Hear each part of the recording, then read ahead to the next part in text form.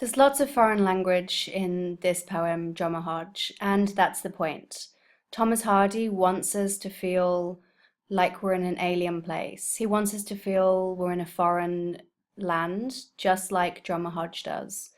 He wants us to feel like we're far away from England, far away from everything we know. And using the foreign language makes the reader feel like this.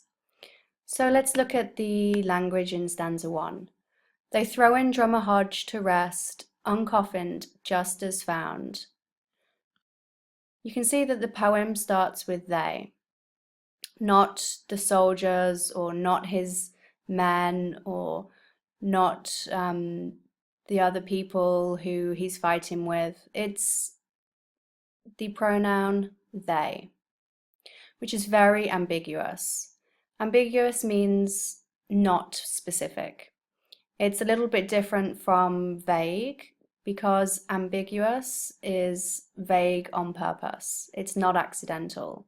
Thomas Hardy specifically chose the pronoun they to make the reader question who threw him into the hole, who was responsible for giving him a disrespectful burial. Was it his fellow soldiers? Was it the Dutch soldiers who were fighting against him? That's unlikely. Or is it a hint that it's the British government who are responsible for his death? Do they throw him in from afar? Is it the fault of the government? And that's what Thomas Hardy is trying to do. He's trying to make us question, trying to make the readers question who is responsible for Drummer Hodge's death. And it's quite powerfully pointing towards the government. So they throw in Drummer Hodge. Throw is a very careless verb. They do not place him. They throw him like he's a piece of trash or an animal. It really does suggest carelessness. They throw in Drummer Hodge. Drummer Hodge. He has been given his army title of drummer and his last name, Hodge. Or that is the last name that Thomas Hardy has given to him. But the lack of a first name creates an impersonal tone. We don't know anything more about him than his rank in the army and his last name. They throw in Drummer Hodge to rest uncoffined, just as found. Rest is a euphemism for death. Euphemism is a word which is a very polite word to show something not very nice. Instead of saying to die, he's using to rest. Pass away is another example of a euphemism. To pass away means to die. And it's just a more polite type of word than the actual word to die or death. But does it hint that Drummer Hodge can only find rest in death?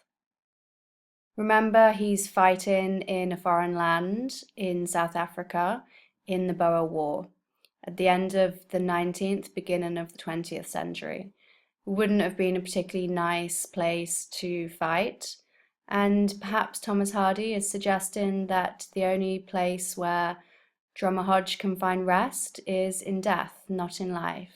Is this ironic? Perhaps. Okay, if you are aiming for an A star or an A, or even a B, you should try to make more annotations on words in stanza 1 that have not been talked about. And these are the words that you should focus on. Uncoffined. What does that suggest? What does it mean? Look for the literal and the figurative meanings of the word uncoffined. Uncoffined, just as found. His landmark is a Copj crest. Again, look at the word landmark. Cop J crest is an example of the foreign words that I was talking about at the beginning of this video. Cop J crest, as we looked at in class on Friday, is a South African word, and it is not common knowledge in England what a Cop J crest is, and it certainly wouldn't have been when at the time this poem was written. And Thomas Hardy wants us to feel, he wants us to not understand, just like Drummer Hodge wouldn't have understood. That breaks the veldt around. Look at the word breaks. Why has Thomas Hardy chosen to use the word breaks? And veldt, again, another example of a foreign word, which Thomas Hardy uses again to show misunderstanding, to show that we're in an alien place. And foreign constellations, the use of the word foreign. Why has Thomas Hardy used the word foreign? See if you can make an annotation on your poem for what the word foreign means and why Thomas Hardy has used it. And foreign constellations west each night above his mound. Each night. Look at each night as well. And the fact that this hints that this is continuous, forever, eternally. This will happen every night. What feeling does that give the reader? Okay, moving on to stanza 2, the language in stanza 2. Young Hodge, the drummer, never knew. The word young emphasizes his innocence and his inexperience.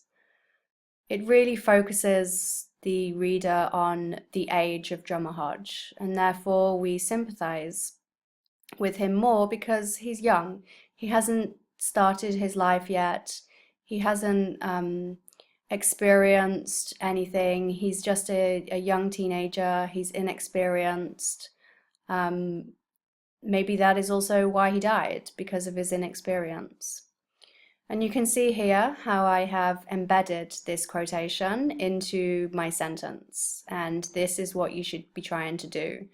Embed in your quotations into your sentence.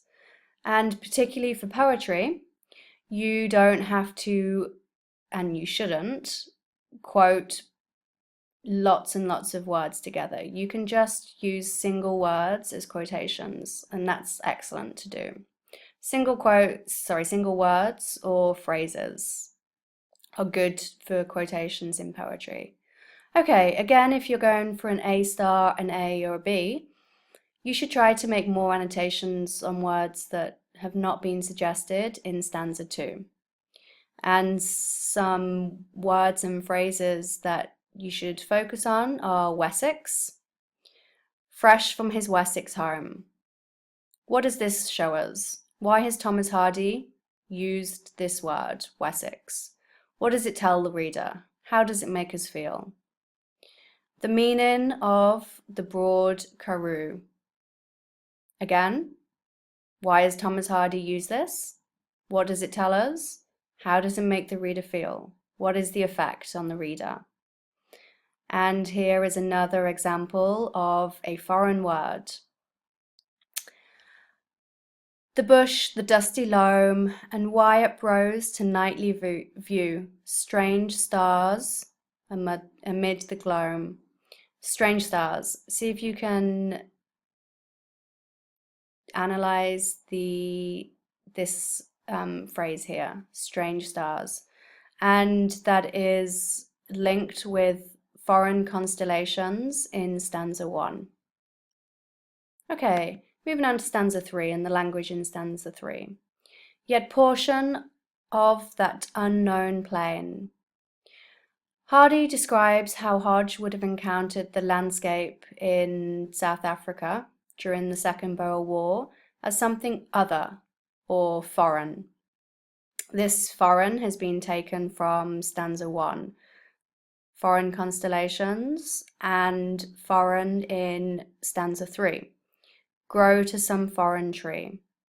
So Drummer Hodge, felt that he was in a foreign place. And Thomas Hardy wants the reader to understand that. And that's why the word foreign and the word strange is repeated throughout the poem. And it shows how at war, the drummer boy, Drummer Hodge, was out of his depth. He was in a situation which is alien to himself. He probably didn't realize quite what he was getting into when he joined the army as a young boy. He didn't realize that he'd be sent to a foreign place to die an innocent death at a very young age. And we can, as readers, sympathize with the character in this poem, Drummer Hodge, because he'd got himself into something that he didn't understand, and we sympathize with that. Okay, the language you should focus on in stanza 3 if you're aiming for an A star, an A, or a B. Yet portion of that unknown plane will Hodge forever be. Look at will Hodge forever be. Look at this phrase. What does it mean? What does Thomas Hardy want us, the readers, to feel? His homely northern breast and brain. Okay, northern here should not be capitalized, as it's not capitalized in the poem. What does this show? What does Thomas Hardy want us to feel? Focus on the word homely and northern. Grow to some foreign tree. Okay, that should not be southern, that should be foreign. In some of the publishers of the poem, it's southern, but in the published version that we're studying, it's foreign. Link these two together, homely northern breast and foreign tree. And strange-eyed constellations reign. Focus on the word reign here. What does it show? Who is reigning and who are they reigning over? And this is also personification. His stars eternally. Look at the word eternally. What does that mean? And what does it make the reader feel? Okay, why does Thomas Hardy use foreign language? He uses foreign language to emphasize the strangeness of this environment in South Africa, and it creates a feeling of distance in the reader. And this distance is absolutely on purpose. It's not an accident. Thomas Hardy intended to do this. He wants the reader to feel critical about this war. And he wants the reader to feel critical about the fact that the British government is sending young innocent men, to die so far away. And this makes us sympathize with Drummer Hodge. Okay, pause this video now and have a look at this P paragraph that I wrote in answer to how does Hardy use language to make a point about the nature of war? You can see my point, my evidence, and my explanation. Explain how Thomas Hardy uses language in Drummer Hodge to communicate his feelings about war. This is a possible English literature coursework assignment that we will answer, and we will compare it with another of Thomas Hardy's war poems. Remember that we have 2 coursework assignments for English literature. One can be on texts that we've studied, one is going to be on something else. This could be instead of the Millennium and the People Before assignment, which I felt that not a lot of you really connected with. So this is a possible other coursework assignment. Okay, thank you.